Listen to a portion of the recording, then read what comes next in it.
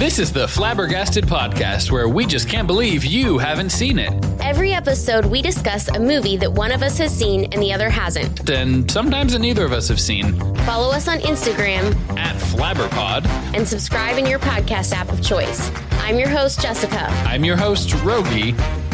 Let's get to it. We're talking about The Holiday, or The Holiday, released in December of 2006. Two women, one American and one British, swap homes at Christmas time following bad breakups. Each woman finds romance with a local man, but realizes that the imminent return home may end the relationship. I am joined by two lovely ladies. We have Rachel, who you've heard before. Hi. And Betsey, a.k.a. Vasti, that you've also heard before. Yes, this is my second time. I'm happy to be back. And what was your other episode? I did the Muppets Christmas Carol with Rogie. Woo woo. So Christmas episodes, that's your jam. I only come to the pod for Christmas, so enjoy me while you got me. I love that. So, okay, Basti, a.k.a. Betsey, and I have both watched The Holiday before, and Rachel has not. First time. 2006. This movie is almost 20 years. It's been around for a while. So interesting, Rachel, that you haven't seen it. I mean, I was in high school when it came out. I wasn't as much into the rom-coms. I was more into like High School Musical. Pretty into that. Which like The Gladiator. is not a rom-com? Question mark? It's a DCOM. What is Disney that? Channel movie. Oh, Yeah. That's right. I forget that that's a common. I've never used the phrase Whatever. decom. I'm really Okay. showing my age compared to you guys. So. Which is not that different. Oh. I think there's only like 4 years between us. I'm 35. Okay, so 5 years, whatever. Fine. So yeah, this just was not on my radar. It's one that I've seen like pop up as Christmas movies. I've heard people talk about it. But it's not one that I am like, oh yeah, I have to watch this. And so, but you guys talked about it. And so I was like, oh, perfect opportunity. I'll be able to see it and then we can pod about it. So great. I feel like it's a good middle ground movie here for that we'll all have different opinions because Rachel hadn't seen it. Jess had. I was actually a DNF originally. I had started it and had not finished it. Wow. And so this actually forced me to sit and watch the whole thing start to back, and I'm ready to chat about it. Wait, I'm so curious because Rachel texted us and she's like, I'm 10 minutes into this and I hate it. Yes. I can't wait to hear which part was making Rachel mad. So just going back a little bit, when did you start it? It's been years. I don't know. That's so interesting. There's such a gap between finishing The Holiday. Huge. That it's just like, you know what? This movie didn't make enough of an impact that I need to see the ending. It did not originally. I'm glad I watched the whole thing because I think there's some more redeeming features the further into the movie you get. Okay. It's a journey. It's a journey. I did not complete the journey. A Christmas journey. Thank you. So obviously I liked it because I saw the whole thing and finished, and suggested this podcast. Mm-hmm. Okay, anyways, carry on. So just tell us a little bit about that. Do you remember, did you just sit and watch it on your own at first? Was it a companion movie where you remember watching it with a friend, a family member? No. A lot of my pre-Jeremy movie watching was alone. I am 10 years younger than my older sibling. And so I'm kind of in that weird sort of only child, but not an only child. Yeah. And I was pretty, I was home alone, not like neglected, but like I'm okay being alone. Yeah. Had your own thing going on. Yeah. My favorite thing, and I might have mentioned this on the podcast before, but I know that I've talked to Rogie about it, is my mom's family lives in Ohio, and my aunt she had this like bookshelves in her house full of VHS tapes that she had popped in and recorded a movie on. And sometimes, this is the really fun part, she would have like two movies on one tape. Oh. And on the front of the, the plastic clamshell case was like the little newspaper clipping of the synopsis of the movie. That's so cute. So fun. So like, we're talking like seriously. Yeah. Is this Pammy? Yes. Oh, yeah. She's the best. And I thought she said like the last time I saw her, well, not the last time, but a couple times this past couple years, I thought she said she's got all of those movies still like in her garage or attic or something, but That's I'm sure wild. like half of them are trash. But anyways, we would go visit and they would go do something. And I'm like, oh, I don't want to go with the old people. Not that they were really like old, but you know, as a kid, you're thinking you want to do whatever you want to do. And so they would let me stay at the house and I would just like sort through the bookshelves and like pull off these random movies. So I have like so much random movie information. So anyways. Did it to have the answer commercials in it too? No commercials. No, she had like the movie channels. Oh, nice. Yeah. Wow. Solid. There Okay. weren't often commercials. So to answer your question, I don't remember watching this with anybody. Yeah, I mean, it was 2006. I would have been 20. Yeah, I don't remember watching it with anybody. But I do remember Jude Law because, again, his face is memorable. I'll give you that. like he's good. And a lot of those movies, like there's like random older movies that he's in that he's just good in. So like I remembered that and I'm like, okay, whatever, let's try it. Do you remember for you, was it a classic? Did it become one that you wanted to come back to every couple years? You're like, ooh, I'm going to watch The Holiday. It's Christmas. Yes, because I love the Iris storyline. Like I really appreciate that. I love the older guy. He's in Studio 60, which is a TV show that I've noticed more recently, and not like crazy recently because that's old too. Who is he in Studio 60? When the older gentleman was lost and he comes in and Cal's like, who are you? And he's oh, yeah. and they're trying, he's that guy. Yeah. Okay, cool. And so like, for some reason, I just have this fondness for that. Yeah. I mean, that guy. honestly, he was one of my favorite characters. Right. The old guy. I think his whole plotline is what redeemed the movie for me. Oh, Is that- Studio 60 came out in the same year. Sorry. Go ahead.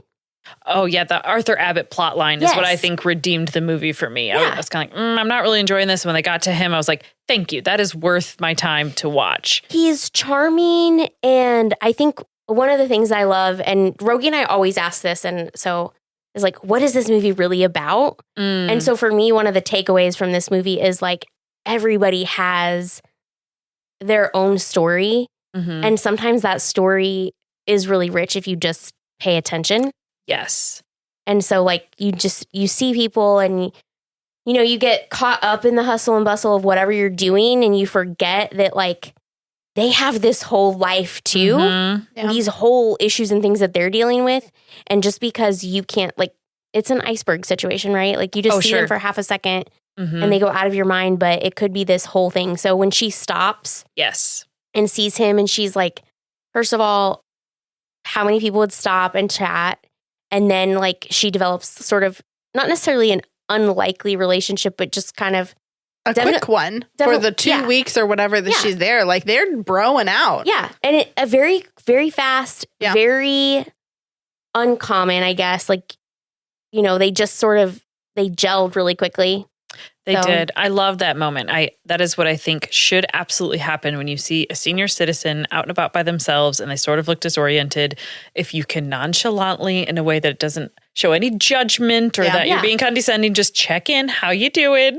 And if they're fine, go on your way. And if they're not fine, like he wasn't, I love that she was there. She was available. She intervened. She was able to help without making him feel like an invalid, you know? And that neighborliness, that just rescued the whole movie for me of, I think that's, if you had to ask what this movie is about, like obviously it's a collection of love stories, but I think Iris and Arthur are one of the love stories where she was not conventional love necessarily. Right. Not romantic love, but it was like, it was this meeting him where he was, and he was loving everything she brought to the table. She was loving what he brought to the table. And their connection, I think, is probably my favorite love story of the whole movie. I like how often she's talking about him and he's not on screen with her. So like, he's recommended all these great movies and like she is talking about him. So she genuinely cares about that relationship, which I love. Yeah. Okay. That derailed quite a little bit, but so that's how I knew that I liked it and I would watch it again and again. And it's just one of those movies that I can put on and just watch anytime. And I don't actually have to pay attention the whole time, but it still makes me happy. Rachel, does it have rewatch value for you? No. Okay. I'm really happy that you find that comfort in it, but I have seen it. I don't need to watch it again. It's fine. Yeah. That's okay. I'm not crying. It's fine. It's fine, whatever. If it were to be on the TV and we were in here crafting, sure, I wouldn't. But you wouldn't be necessarily go out of your against way. it. But I'm not going to be like, hey, Yeah. you know what we should do? Let's put on the holiday. Like, Yeah. that's not going to happen. And that's okay. I mean, to be fair, I have to be in the mood for it. Mhm. Like, definitely holiday time and just kind of like a background kind of fun thing. Yeah. Sure. I saw a brief clip of Kate Winslet doing an interview where she said she gets recognized more for this movie than she does for Titanic and some of her much bigger films. Really? And she said it is mostly mother-daughters who come up to her and, oh, every Christmas we sit and watch the holiday and we make fettuccine. And I love that. For me, I'm a girl's girl. And if I hear that this is something that is bringing women together or it's a holiday memory or whatever, that warms my heart enough that I don't know that I'm going to need to sit and watch the holiday again either. But if a friend wanted to, that would absolutely make it for me. I'd be like, done. We'll make fettuccine an annual tradition and we'll watch this movie because it's about the care between the people. Right. More so than the plot or what have you. Is fettuccine like an actual like thing for people? Like, I realized everyone in the movie was doing it and I was like, Yes. oh, like, is this a normal like Christmas? I felt very strongly that that was a gimmick made up for this movie. Okay. And I love fettuccine, so I'm all for it, but I just wasn't 100% sure. possibly somewhere in Italy that happens as a tradition, but notably no one in this film was Italian. I don't think that's something necessarily that the British do. Or it's not something people in Santa Fe But do also as far as I'm aware. The other girl was, while she was in the Right. British, like Right. They were multiple all just people were doing having it. fettuccine Alfredo. And I'm just like, and I know that fettuccine Alfredo specifically isn't actually an Italian thing. It's like an Americanized Italian thing. They just do fettuccine and then it's a sauce. But yeah, I felt like it was for the movie, but I do love a tradition that's baked into something, you know? So if a movie draws you together with family members or with friends, and then there's a snack or a meal that you have with it, I find that very endearing. So yeah, even if it's a gimmick they made up just for this movie, I'm here for it. Kudos to them for like picking something and making it stick. There you go. Because I'm Googling this and people are like, let's rewatch the holiday and make fettuccine. And I'm like, okay. That's great. nice. But to be clear, that's the style of noodle, not necessarily the sauce that accompanies the noodle. Right. So you could put any old sauce you want to on fettuccine. I think you're right. I think it was made up for the movie, but like I'm not, an authority on that one. No, I'm not an authority on people's Christmas foods either. Yeah. Okay, so let's go to Rachel. Oh, just the first 10 minutes. It was before Wait. the 10-minute mark. Vasti, when did you stop watching it? Do you remember at what point you didn't finish? So they had introduced the characters. They had switched houses. I had not figured out about the daughters yet. I hadn't seen them. Okay. And nobody had been broken up with yet. She hadn't broken up with Jasper, and Jack Black hadn't broken up with his brunette gal. None of those had happened. So just like That's really, definitely further along. yeah, it was very early in the movie. The daughters are earlier. They Yeah. switched houses, but I'd you not haven't gotten to met the that part. daughters. Correct. Okay. Okay. Wait, did you get the part where Amanda was like, she was just going to fly home? She's like, this isn't working. I'm going to fly home. No. Okay, so that's pretty early then. Yeah, it was Okay. very early. I will be honest. I hate to criticize. I'm sure it's someone's flavor, and that's fine. Just for me personally, what was turning me off right off the bat was Cameron Diaz's particular flavor of acting. Yeah, she's not. It was a little different. Yeah. She's not my favorite. The thing about her storyline that I enjoy is the movie guy overtone. Anytime her thing's on. The narrator. Yeah, because I think that's funny. Turning her life into like a movie trailer. And Which Jude like Law. is her job. So like Right. part of me is like, that's kind of a fun tie-in but also just kind of shows how obsessed she is with her work. Like Yeah. that it's literally bleeding into thinking her about her everyday life. life. Yeah. as a movie. But Which is yeah, fun. it was I feel like there was a few different thematic themes Mhm. going on and it didn't necessarily work for me, and that's okay. Yeah, I could see that. It was an eclectic movie. It had quite a bit of things it was trying to tie in. Okay, Yeah, wait, go ahead. hold on. Well, I want to jump back because I was thinking about this when you said it, but we're talking about multiple love stories. And I'm just saying, hot take, The Holiday or shoot, that movie that I did with Annie, Love Actually. Love Actually. Oh, because there's a multitude of love Yeah. stories in that one. Wait, what's your question? Well, which do you prefer? Okay.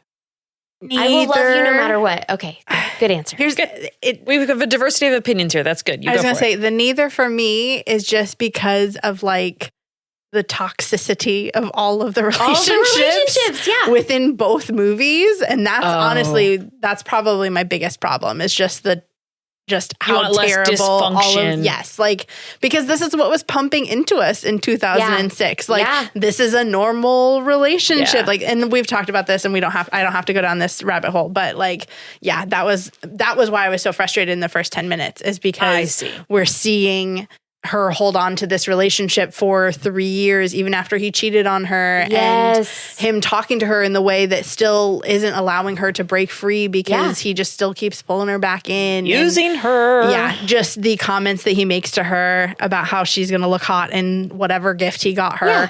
And I literally paused it and This is screamed, the part where you're like, are you kidding am me? not handling like, this. what is happening? Are you like, I Jessica? What? I was not a fan of him at Oh, all. yeah. Which And is, like, I like the actor. Oh, yeah. He's a good great. actor. Yeah, he did a great job as a villain in this, Yeah. for sure. Yeah. I mean, and He was believable as a self-absorbed douchebag. yeah. Yeah. He plays different characters, but he plays that character really well. But yeah, I like him as an actor. But yes, that's horrible. I get so frustrated because she's such a sweet like character. Yeah. But real talk, you see this in real world. You do. Haven't So we much. all It makes me counseled a crazy. friend where it is Yes. so obvious to you and you're like, how do I gently say, you have got to get out of this? Yeah. Yeah. So that was the one that really said, like, you're like, this is the worst.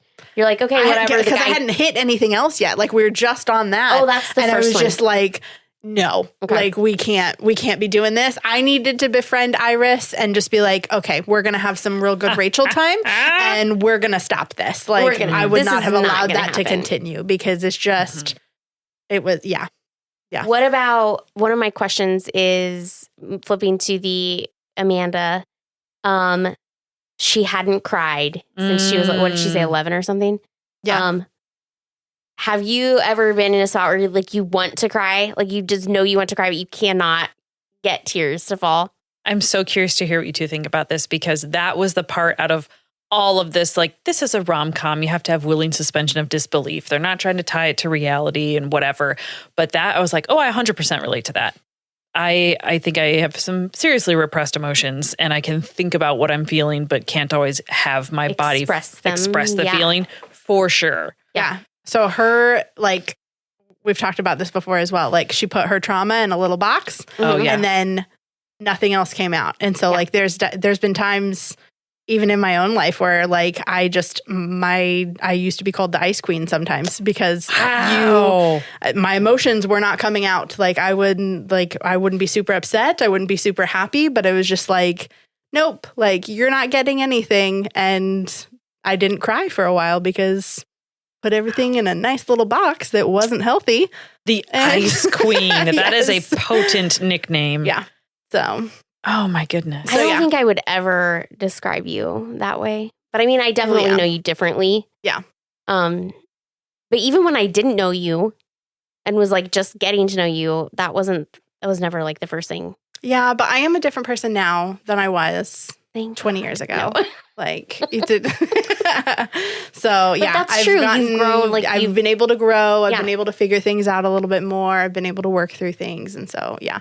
And so that's something I don't think she really worked on because she had such a stunted, I mean, because they talked about she never really had relationships and like, you know, she kind of is like, she's hardcore overthinking like, okay, is something going to happen with this? Why are Yeah. we even going to move forward with it? Always Like, waiting for the next shoe to she's- drop. Yeah, she doesn't want to go through with it.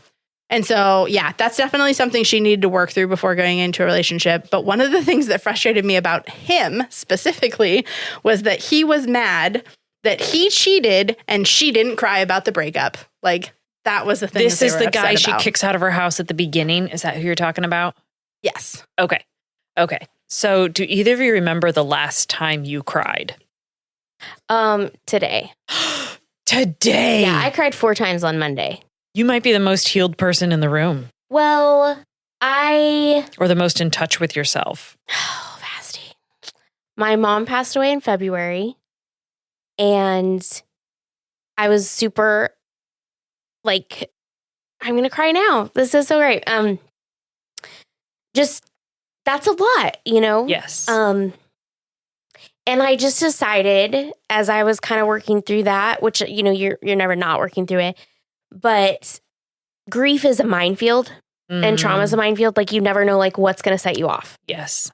And it could be just something that we did together. It could be anything. And I'm just going to tear up because I miss her greatly. Yeah. And I just decided that I wasn't going to try to stop myself from crying when that happened. Yeah. Good for you. Because, you know, this is me processing. And I think we stop crying, or we keep ourselves from crying because we don't want to make other people uncomfortable. But honestly, it's not about them. No. This is about me. So I'm going to just cry, and I'll say, like, hey, my mom passed away. These tears are not about you. I love that you're not apologizing and right now. I'm just going to say that. I'm talking about something that makes me deeply sad, and I'm just going to cry while I do that. Yeah. And I don't have the emotional or mental capacity to try to stop my grief from happening. Like, it's there, and it would be so much more work for me to try to compartmentalize it than to just let it go for a minute. And like, now I'm basically done crying. Okay. Like, I mean, it could set it off again, but you know what I mean? So that has definitely happened. It happened like 4 times on Monday.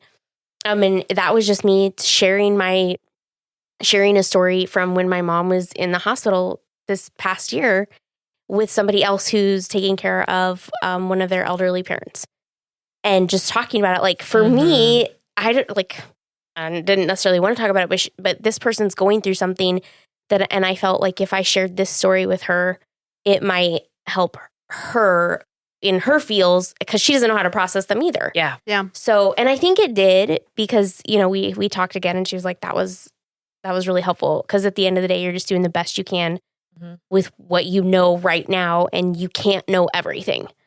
So yes, like 4 times on Monday, and I also cried today, and then literally just now. Yeah. Before this particular period of grief you've been in, would you have considered yourself a crier? I definitely, like, I don't know, 50-50. I probably cry more than most, but before this year, it has mostly been in frustration. So I've been so frustrated, like I have no other out but to cry, which when you're in moments and that happens, nothing makes it worse, because then people are like, oh, have I upset you? And I'm like, you didn't hurt my feelings. Yeah, it's you not just that kind of ticked me upset. off, and now I'm mad at you. But these are angry tears, not sad tears. Yeah. And I've definitely had moments where I've been so frustrated that I feel like if I could just cry, I could let it out, but I haven't been able to. So I connected that. And then, you know, since my mom passed away, most of my tears have been like probably 75-25 grief and versus frustration, but also grief. We've also in had like happy tears. Also, I consider happy and sad tears both grief, because I think that you can hold both of those emotions. You can be happy thinking about the memories, and sad that you aren't going to get to make new memories at the same time. Inside Out. You can have the two emotions at the one time. Yes. That's right. It's just like you turn the ball a little bit, and there's the happy, and then you turn it, and there's the sad. So, yeah, that's definitely, yeah. Do you remember the last time you cried, Rachel? Yesterday. No way. I am for sure the most repressed person in the room. Okay. I honestly can't remember for myself. I probably over the last like 5-ish years, I've allowed myself to cry more of like when it happens, and then also just stuff happens, and so it comes up. I don't feel like I do it as often, but there are times where, like, depending on what time of the month it is, I'm just there's more going on, and I'm a little cryy, and that's okay. I'm very proud of my little sister. She and I have talked about this, that we both have this problem of like respond with thinking first. I'm going to think about how I should feel. I'm going to think about how to respond. And sometimes the feelings trickle in later, and sometimes you've pushed it so far back into your mind, you can't even summon the feelings back when you have space for it. And so she kept track of how many times she cried in a year and was on a mission to let herself feel her feelings more. And she says she cries way more now than she used to, which I think is physically healthier. Obviously, emotionally, you need to feel your feelings, but I think it is not physically good to just bottle that stuff up.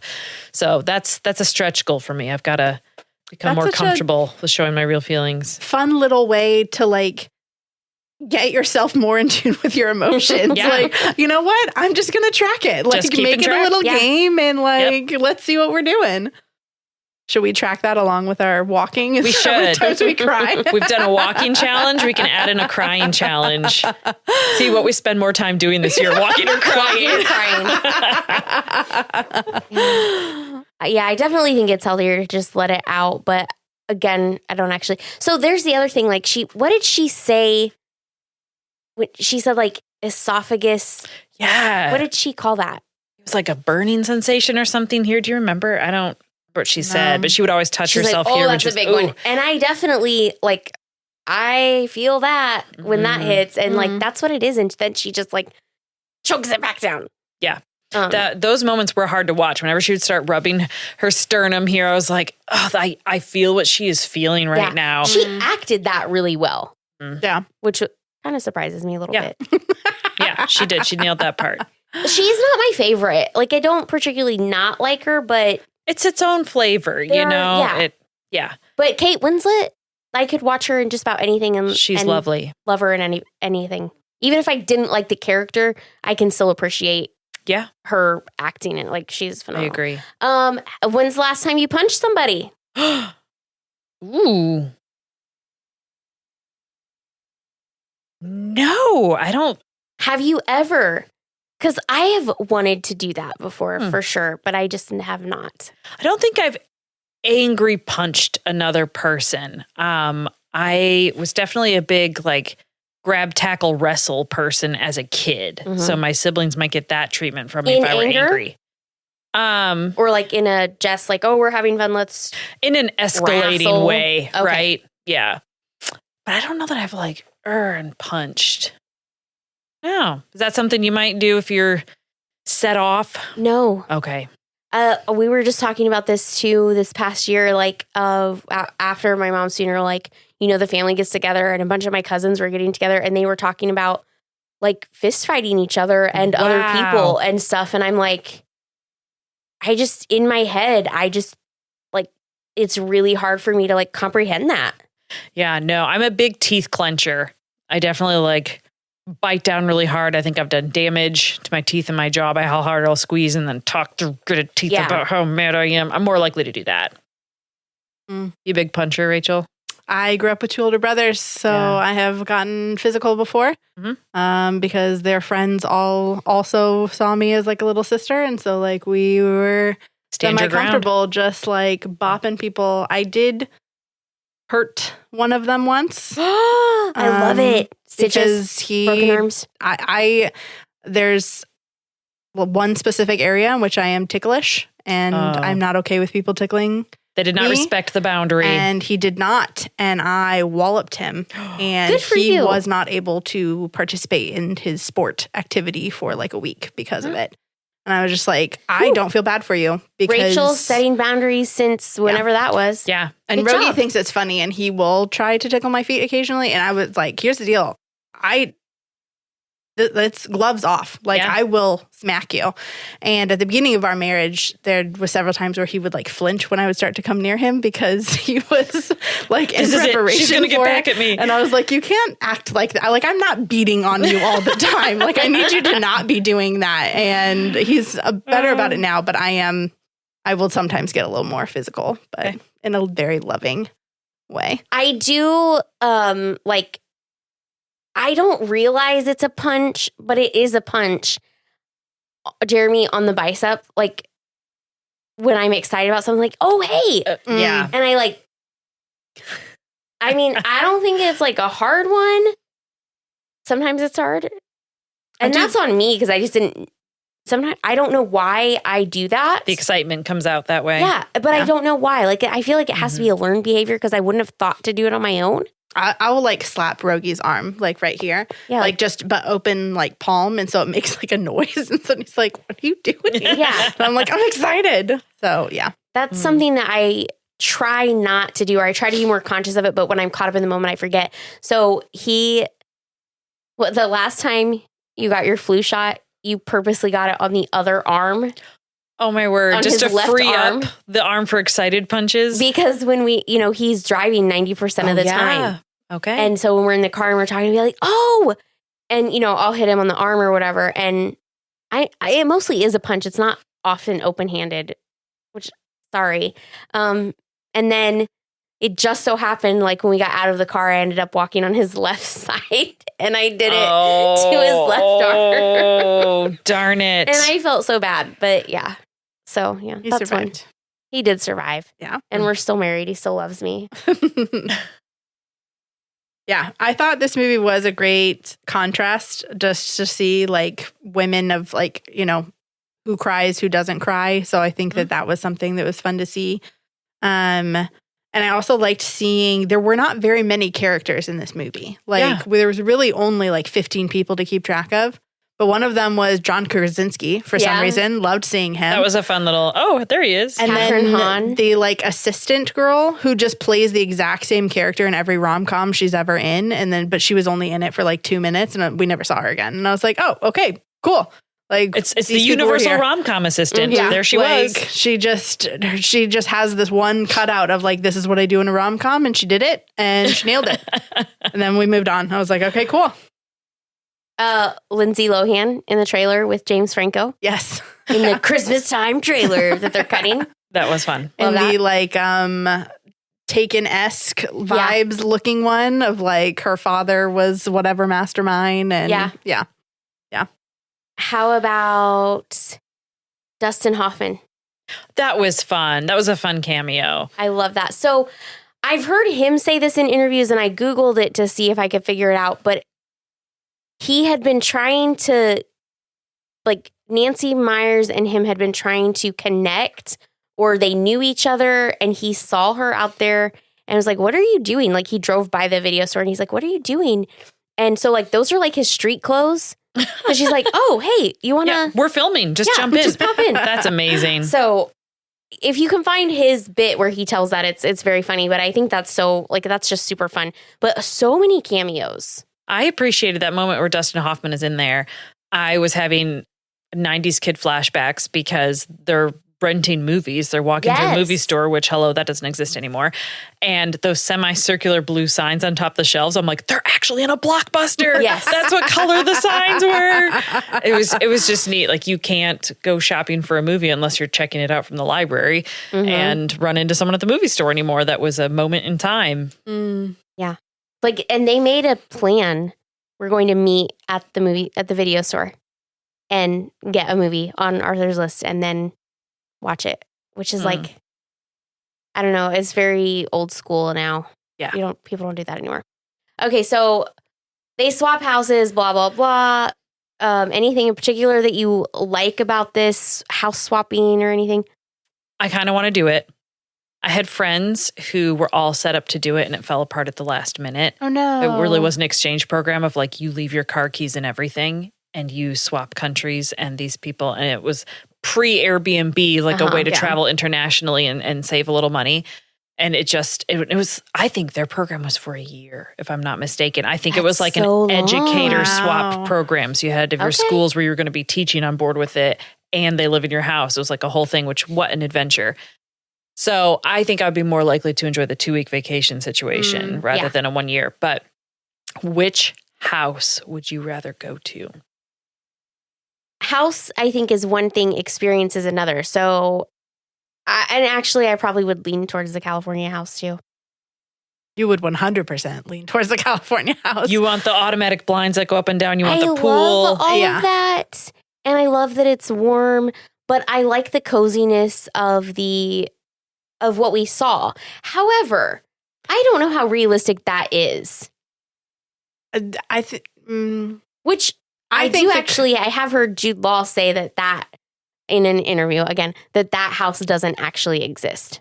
Oh, interesting. Sure. Okay. So, yeah, I think that the coziness of it and the vibes of it would be really fun, but not in winter. Like, I'm not really interested. Like, the car didn't go all the way down the lane. Right. But later on, a different car, like, she had a car and it was at her house. It was at the house and it drove out. So, like, that was able to get there. Back. So, yeah. And it was just kind of random because it was, like, off of a field at one point, but when she was walking home, it didn't look like it was off of a field from that first night. How far did she have to walk to go to the village to walk the dog? Exactly. Did she drive and then get out and walk? Because she took the train at one point or something. Like, I think the geographic inconsistency. The idea of the house, I think it would be fun for a weekend. Yeah. In that aspect. And then just practically in my life, and wanting a kitchen, I would want the California house. I would want the British home for the holiday feel. I wouldn't mind the walk down the lane. I would love walking distance to the local little village, the pub, the what have you. I think that's all very cute. Suspected walking distance. Unclear what was really going on there. Maybe there's a train, maybe there isn't. But yeah, trying to keep it warm. If it's literally a fire place and that is it. There's no heating of any type. I would really struggle with that. I get cold at night and it's hard to sleep. I would have issues. And that dog's not creating much warmth. No, that dog for sure would have been in bed with me. Where is, like, I don't understand how Graham's house is so fancy and Iris is like super cottagey. In my head, I assumed the cottagey was like a family, like it was passed down from grandma or like an aunt or like, it was kind of like a family home. And so it was really just built for like the one person and she's just been making it work. But like grandma, he had a wife. And so we don't really know their story and before that. And so they just have a large enough home for. Speaking of houses though, how about that pillow tent, sheet tent, whatever we want to call it? Beautiful. Pretty dope. The best ever. Yeah. Any girl growing up would love to have that in her room. And those little girls, the most adorable. They're pretty cute. They were darling. Here's the deal. How far away is Graham's house from Iris's house? I don't think it's very far. Because first of all, when they're emailing back and forth to each other, she's like, there's 0 men in my town. Except my brother's Jude Law. So like, nobody's here for you. Yeah. I think and then he shows up. Go ahead. Like, there are no... Oh, that's not qualified and eligible is not really what I'm looking for either. Acceptable? Maybe she's saying like there are no acceptable men? I don't know. Because she's obviously not going to set her up with her brother, who's a widower with 2 kids. So then like that's he shows up drunk at Iris's house to go pee? Like, which we don't know exactly how far away it is from the town. Oh, it's got to be compared closer to his house. So like... Oh, yeah. Why didn't he go to his house? Why didn't he just go home? It was... Yeah. Okay. Interesting. Interesting. See, I assume he got drunk and forgot that she wasn't there, but I also assume that he knew she wasn't there because like they seemed like they talked to each other. Yeah, that would be odd if she left the country and her brother who walks to her house didn't know. Yeah. I think he got drunk and forgot. Because also, they made that plan. Okay, here's the other realistic question. Could you make a plan like that and then travel to England? With enough money, yeah. Within, I mean, I'm talking time to pack and get all your crap together. How you pack and how other people pack are 2 different not things. The same thing. And I'm not saying that negatively. I'm just saying they're 2 different things. Well, I mean, how long it takes you to pack and how long it takes Rogie to pack, which is why, like, even just Rogie and I are so different because he can just pack in a backpack and he's good to go. Like, if he could have taken just a backpack to Seattle this summer, he would have. And I was like, absolutely not. Wow. You need to have more clothing. Like, yeah. So I think that, especially, what's her name? Amanda, because she has unlimited funds. So she was able to do that fairly easily. I feel like Iris would have been probably well-to-do too. Like, she doesn't seem like she spends frivolously. She's probably had a nice savings. Economy when she was flying. Like, she wasn't in first class. Yeah, because she doesn't spend frivolously. All right. But also, I think she worked in a publishing company. I don't know that that's big money, what she was doing. I think she worked for a newspaper. Because she's was writing she a columnist? I think so, because she's writing the wedding announcements and everything. Oh, okay. And he says no other newspaper knows about this engagement. That's right. Which, by the way, I mean, we skipped over that. We talked about it a little bit, but how horrible. Like, announcing that you're engaged and you didn't. Yeah, anyways. Yeah. I mean, he's a trash bag. Like, For sure. Everybody agrees upon that. Like, yeah. But yeah, I was kind of annoyed at the whole Jude Law situation. Like, I thought it was really cute how he was like looking for her in the bar and like how they kind of clicked. And I was like, okay, that's kind of sweet. Mm-hmm. And then when we found out that he's a father, and I'm like, immediately flipped. I'm like, where the heck were the girls that weekend? Like, what do you mean you were With hiding Grandma. this? Like, well, I found that out later. So but Rachel I was just really like, went on a ride it with was- Amanda. There was so many emotions going on because I was just like, oh, like that's kind of fun. Like, you know, she gets to meet Jude Law, and then it's like, oh, they're kind of having a thing, and he's looking for her, and like they're having a good time, and they're, you know, going on their date and playing tag for some reason in the cold, like, you know, whatever. But then we find out he's a dad, and it's just like, why would you hide that? But there's also, you know, the whole time thing of like, I'm only going to be here for so long. So like, what is this? Are we just having fun? Everyone was taking a 2-week vacation from their real life. Yeah. You know, let's just check out and pretend like nothing's real. Then we'll all go back to our responsibilities at the end of these 2 weeks. Which is like, yeah, I was like, okay, fine. They're allowed to be with their grandparents, whatever. But I don't know. It was just, there was a lot of back and forth.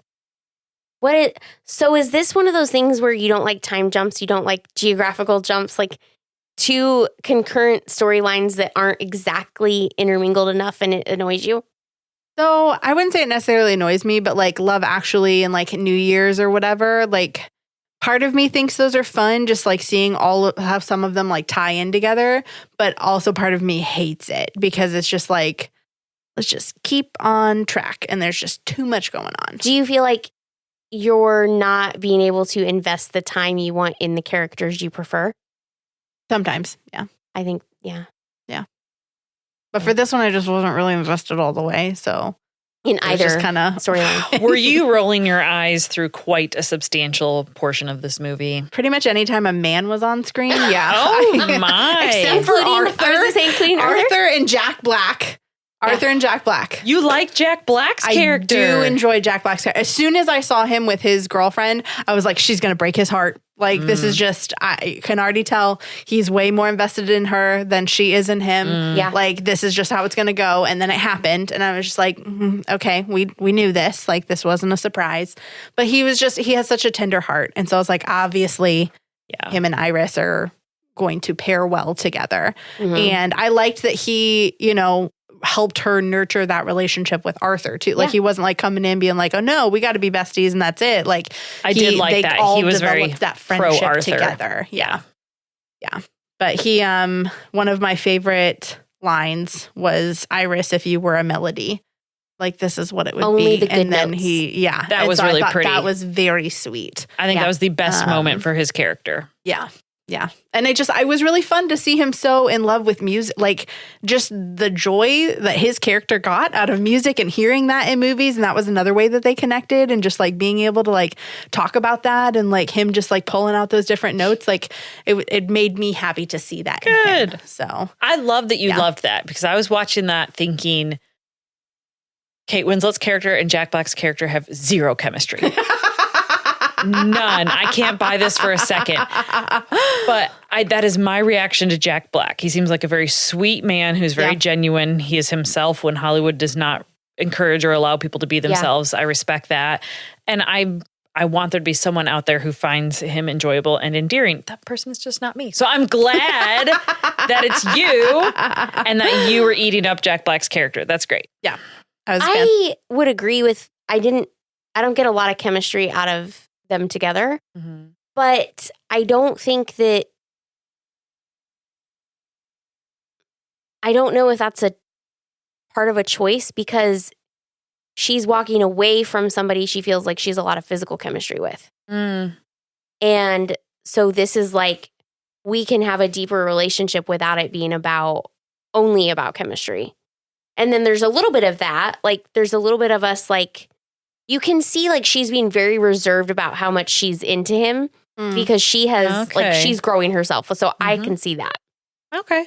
And that's something I did appreciate is like their relationship just didn't like hardcore go into it like the other, like Jude Law and the other one. Very Like different. they slow rolled it because she needed that time and he's to work with on herself. somebody. And so if he had come on strong, we would have been like, what the heck, bro? Yeah, that's true. Yeah. So I like that too. Things that I like about that storyline, I like about when they're talking to Arthur, when she's talking to Arthur and Arthur's like, you are a leading lady that's acting like a best friend. Best quote of the movie. Yeah. Whatever. And so I'm like, yeah, she's like, I should be the leading lady in my own life. And I'm like, yes, exactly.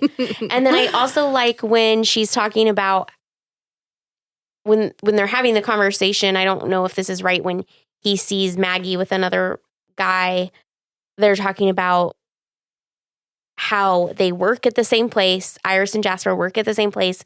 And so she sees him every day. And he goes, which is great for him, but hard for you. Yeah. And that's something that I really connected with because I've witnessed a couple of breakups with friends in the past 2 years. And they have had trouble like fully detaching.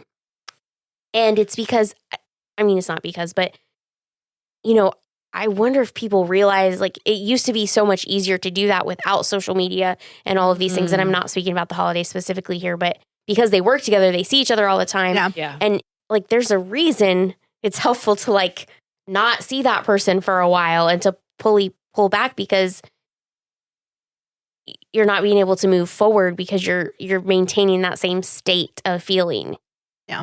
Oh my gosh. Just like in Studio 60 when like they had that whole conversation about Harry and Matt. Because they can't separate. Yeah. Yeah. Yeah. It's like all the other times. Yep. So like without being able to make a conscious decision, that's definitely a thing. So I like that as well. I also liked how Jack Black's like, why do I always pick the bad girls? And then he's like, let me rephrase. And how does he say it? He's like, why do I pick people that I know are no good for me or something like that? He rephrases it in a way that's like much more enlightened than just why do I pick there bad aren't girls? good and bad people. Yeah. That's not really how it works. Yeah. I appreciate that too. And I like how she completely identified. And she's like, here's why. Because you hope you're wrong. Yep. And then they do something that surprises you and you feel like you're going to be right. Mm-hmm. And you see people like I've been in that place before. And I'm just like, that's the worst. Yeah. Yeah. Yeah. So many times throughout my notes, it's just freaking Jasper. Like, just that. Like 4 or 5 times. Like, him sending her he just uses her continually. Oh, like, my that's goodness. just always for their friendship or for whatever casualness or for as an editor. And so he was like, over the holidays, why aren't you just like immediately editing this work for me? Yeah. Do free labor. And then calls her to check me? up on it. Yeah. And he's like, well, how am I supposed to contact you? And I'm like, girl, throw the phone out the window. Absolutely. Like, Block him. it was so frustrating. And then he just shows up and I'm like, if you do something you're going to regret, I'm going to be so upset. I was like, you've made so much progress. You literally moved went a country away to get away from you. And he still is seeking you out because he wants you as his little plaything. Right there at that moment in the movie, I have issues. And these are my only issues. 1, Jack Black and Kate Winslet are eating. And Maggie calls. Maggie calls and he's like, I'm kind of tied up right now. I'm like, yes, good for you. But then he's like, I guess I could get there in like a half an hour. I'm like, okay, bad for you. And then we go through that. I'm like, whatever. But Arthur's thing is happening that night. Yeah. So I'm like, that's not cool. Like, he wrote the theme for Arthur. He wanted to be there to support him. But you're like, you don't know how long this is going to take. She was on ice for a week with her other boyfriend or whatever. Yeah. And you're not going to, like, one more day is not going to matter. Oh, so my word. Yeah. crappy on you. And then Jasper shows up and he and Iris they're having this whole conversation. And I like so much to say there. She actually says, are you free to do that? And he does not answer. Yep. He makes the comment that, well, I traveled halfway across the world. And she's like, she starts to give it and she's like, wait a second, that doesn't actually answer my question. So what a key, like, she's learned, right, to actually, like, that distance has given her enough time to push back a little bit because normally he would have given that answer and it would have been fine. Yeah. She would have just She would have given paved in- over it with her own Yeah. optimism and painted Yeah. it into something better. for sure. So then I'm like, at that point in time, right before she asked that question, is she planning to attend Arthur's event? Because this doesn't seem like she's planning to attend Arthur's event. Or was she planning it, and then when she finally had her big, like, set free moment, she just wants to go ahead and kick him out now because she can use that as an excuse to, like, help kick him out? I have someplace to be.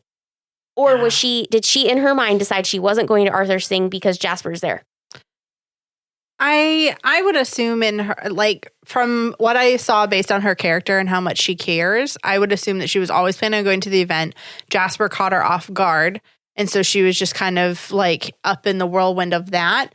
And then just like was like, nope, these are my priorities. Like, I am done with you. I have something to do. Like, I'm going to go support people that support me and like my friends and stuff like that. I will support people that support me. Yeah. Good. So I think that she was always planning on going to it. I think Jasper was just a little bump on the road because he's a bump. I am so glad though that she goes. And I think like the other lesson learned right there, if you're watching this movie, is I want you to take away, like, you should invest in the people that invest in you.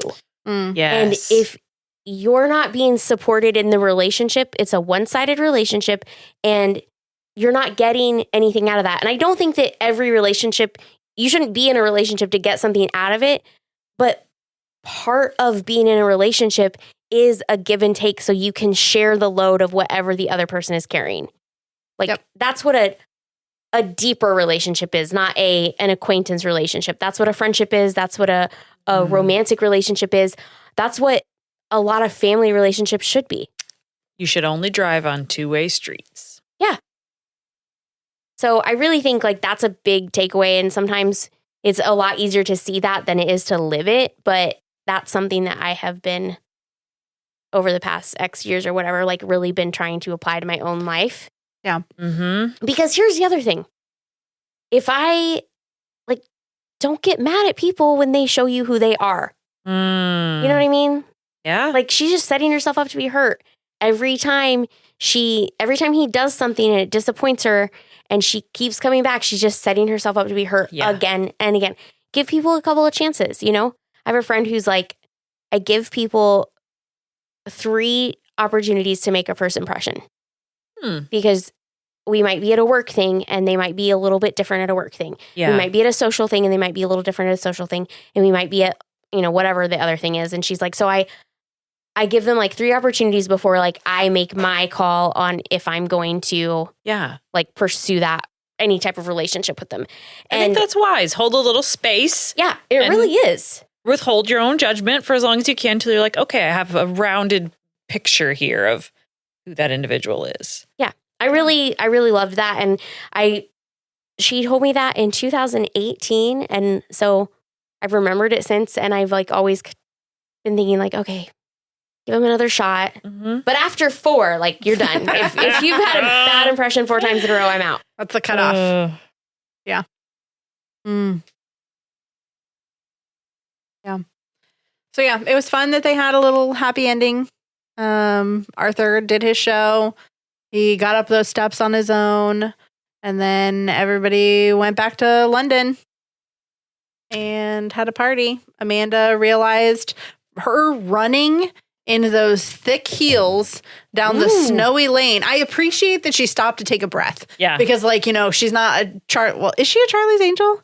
Was that one of her roles? She was one of those. So, like, okay, so even though she was a Charlie's Angel, she's not running the whole thing. Like, she has to take a break. Well, that's not her character in this movie. Yeah. But still, she's just kind of able to, she knows that I got like the realism in that of like, we're not just able to do whatever. Lane. Yep. Yeah. Jeremy just said she carb loaded, so she had to stop. She had fettuccine. Not directly related, but it was funny. I laughed, honey. So yeah. I am, part of me is a little curious what the relationship looked like after New Year's Eve. Predictions. Who lasted? Who didn't? Amanda can do her job anywhere. It's true. Do you think she's going to move to jolly old England? Probably not, but I think that they're going to try it for a while. But I think that just because she's not where she can be completely on her own anyways. Let me rephrase that. She's just had this experience with like unlocking a bunch of these emotions that she's kept locked down. So she's got a lot of growth in her own self,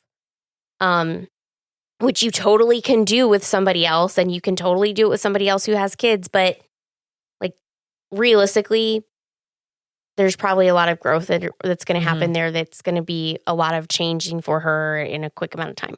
Yeah. One relationship I predict lasted was I really do think the characters that Cameron Diaz and Kate Winslet played seemed to really enjoy each other. Whether they were chatting digitally or the brief moment they were in person. I was like, oh, I could see those two still gal-palling it around. Like, I feel like they really felt They're like emailing. You were there and supporting me when I was in a really rough patch. And I feel like they've built a solid foundation between the two of them, which I love to see. I could see Iris moving to LA and being with Jack and Arthur. Wow. Like I feel like I could see, because you can write from anywhere.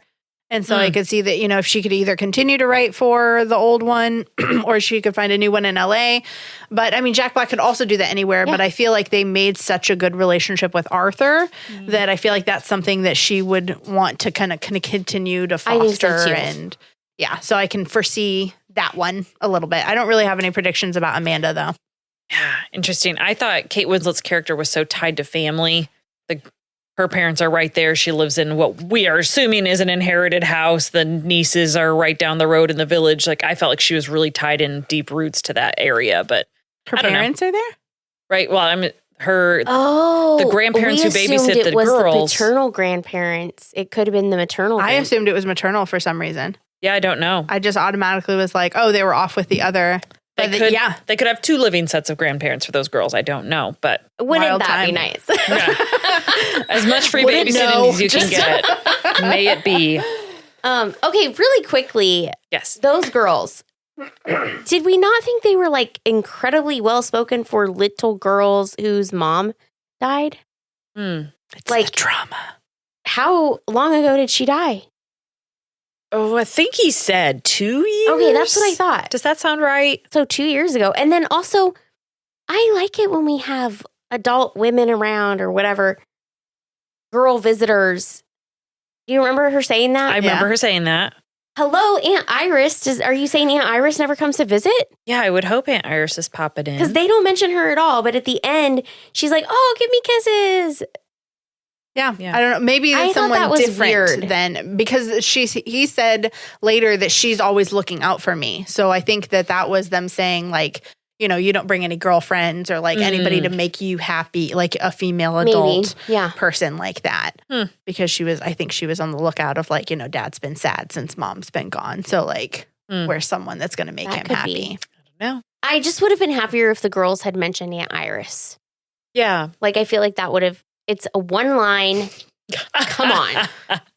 Not that hard. Okay, Auntie Jessica. Yeah, I'm just saying. Aunts are important people too. Aunts are important. And I would be disappointed in Iris as a character if she wasn't invested in those girls' lives. Yeah. Have you two heard of the Bechdel test? Yes. Okay, wonderful. I love that this movie passed that, because even just with Iris and Amanda typing back and forth to each other about the houses and what they're going to do and why, it is far beyond how do you get a guy, and then you bring the nieces in, and that's another layer of there's more going on here with relationships besides just how does a woman get a guy. Appreciated that. How about one more thing about the kids? The hot chocolates. She has more marshmallows than me.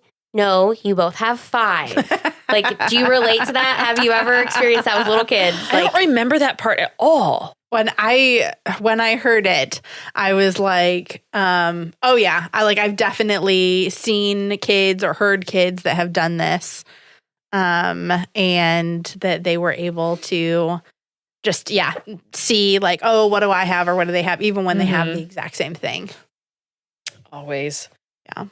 But Miss Rachel has fed many a sweet snack to a kid where she had to count sprinkles or yep, or cutting things in half or making it exact. I promise your half is just the same size. Yes. All of that. Oh, I remember one time in church, I was helping clean up with something afterwards, and there were these 2 little girls there it was like after VBS or something, and the VBS assistant director was there and her 2 little girls were there, and they were just itching to go home. It had been a big day. Yeah. And there was still a couple more things that her mom had to do, or their mom had to do. And so I was like, one thing needed to go like all the way across to the other side of the church in the sanctuary, and we were in the fellowship hall.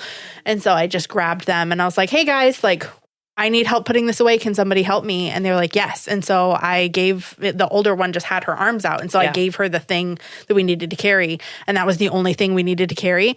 And then I was like, oh no. And so Sophia was standing there and I just grabbed something random off the counter and I just handed it to her. And you carry this. I was like, and you get to carry this. And her mom was like, oh my gosh, thank you. That would have been terrible. I was like, well, we all have things to carry now.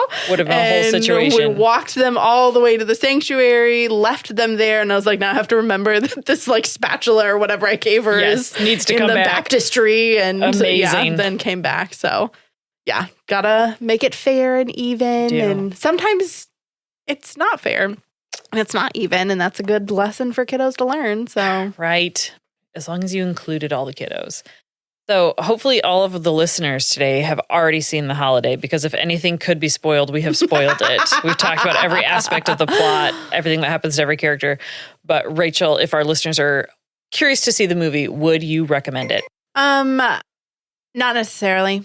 No. Like I said, I watched it. I'm good. I don't need to watch it again. I think that if someone was super interested in it and they wanted to watch it, I'm not going to like, just, you do you. Like, It's kind of a long movie. Like, Was it? Wasn't it like 2 hours? I'm going to look I up the watched it in runtime. 2 chunks, so I'm not sure. Okay. Yes, it was. Yeah, 2 hours and it's 5 minutes. Kind of a long movie. So like if that's how you want to spend your time, go for it. But I'm good with the one and done. And I'm not mad that I watched it. Yeah. But I'm not like, it's not gonna go in my normal routine of watching again. Yeah, it's not going to be on my must-see every Christmas season list. The Muppet Christmas Carol absolutely is. We watch it every year. But this is one, I love women supporting women, and so if you are looking for a new Christmas movie to put in your season that you haven't seen yet, you've got a gal pal, a sister, a mom, a somebody that you would want to sit and eat a good snack with and watch something, I think it's a great kickoff movie to discuss relationships, know, and I think this might be particularly healing if you've just walked a woman you love through a relationship that you were like, this is a disaster. How do we get you out of this? Once that has ended, I think a lot of that relief could come out in this movie as you are watching some of these guys make very poor decisions, and it's frustrating and it's hard to watch the woman you care about be hurt. And so I think this could be a good healing girls sitting together and hashing it out movie. Yeah. Yeah, I think Kate Winslet's character, Iris, there's a point in the movie where somebody's like, I didn't realize you were so pathetic. And she's like, I am painfully aware of it. And then she even turns on her gas stove and sticks her head over about it. that part. She sniffs the gas for a few seconds. I'm like, and then she's like, what am I doing? And she says something when she sticks her head out the window, like low moment or something like that. Yeah. And so I think I totally lost the thread. Hold on a second. I did put in my notes suicide ? Is that something that's in here that we're addressing? Oh. Yeah. But it was so quick and they kind of made it comedic that I was just kind of like, yes. Okay, we're just kind of bypassing over it. But so the type of gas that fed into stoves in England when they were first getting that type of indoor technology was a very peaceful way to die. And so suicides kicked up by a large percentage when women could just open the oven door. Yeah. That's where that expression came from of sticking your head in the oven. I used to think that went putting your head into a hot oven, which sounded like the worst imaginable way to go. Yeah. It's not. It's just smelling the gas and you just slip away and it makes a quote unquote beautiful death because there's nothing that harms your body about it. So the entire nation of England changed what they fueled their ovens with to lower the suicide rate. Because if that was available as a suicide option, people were going to take it. So to keep more people alive, they had to change what they pumped into their ovens. So I thought that was interesting that history exists in that place. Yeah. And she was hinting at doing that again. I don't know if you can do that with a stovetop burner. I'm not sure if Kate Winslet was going to have a successful suicide attempt with that. I mean, she was pretty close to it. So I think if she hung out to it long enough, then it would definitely have some repercussions. But yeah. Was not expecting that in a rom-com. Yeah. I think where I was going with that is this is a woman who is super kind-hearted. Like you can tell that going in. You can tell that she's smart. You can tell that she's funny. You know, she's attractive. Like this is just, she has all of these great qualities, but this relationship, I think here's my other takeaway. Like, be careful about your relationships because it can take so much from you because she probably went into that relationship with all those great qualities and other people can see those great qualities except she can't see them. And now she's acting in a way that she can't see her good qualities. And that relationship was emptying her. Yeah. And so now she has to extricate herself from the relationship and discover herself, reconnect with her own good qualities and rebuild her confidence that was just shattered. And you're talking, what did she say, 3 years? Yeah. That's a long time. Yeah. And so as somebody who's been through an experience, not identically, but definitely had the confidence drawn out of them and in a long-term relationship and all of that, like I definitely connect with that. And I think that's probably one of the reasons I like the movie. Yeah. Which is just a very, put a pretty little bow on this, what could be a super, super traumatic experience for anybody. Yeah. But I think that's part of the fun of it too. And so my whole thing there was Kate Winslet is a great character and you can just see like her confidence is just plummets and that she gets it back. That's the storyline I like too. Yeah. It's a good reason to like the movie. Yeah. I will obviously watch this again. Some fun facts that producer Jeremy has mentioned. The film was specifically written with Cameron Diaz, Kate Winslet, Jude Law, and Jack Black in mind. Nancy Meyer specifically wrote the role of Miles for Jack Black after seeing School of Rock. Wow. Which of course we know is fun. And then if you pay attention, and this is on like the Easter egg things, in the breakup scene with Maggie, when like she's like, by the way, haven't you ever made a mistake, Miles? Like, just own your stuff, please, Maggie. Yeah. Come on. Yeah. But anyways, during that whole scene, he's like fingering the notes to the score that's playing in the scene. The website that Amanda and Iris used to exchange houses is a real website, homeexchange.com. The house used for Arthur Abbott's house belonged to actress Phyllis Diller at the time and is located in the Brentwood section of Los Angeles. The interior sets for Amanda's house were built on a soundstage and cost approximately $1 million without exterior walls, roof, plumbing, heating, and electricity. Her house was fancy.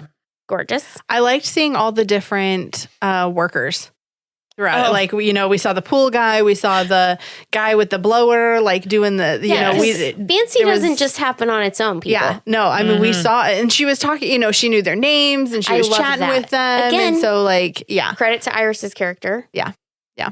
Although the Rose Hill Cottage of the film doesn't exist in reality, Honeysuckle Cottage in Holmbury, St. Mary, UK provided the inspiration for the production crew. Huh. Well, it was lovely.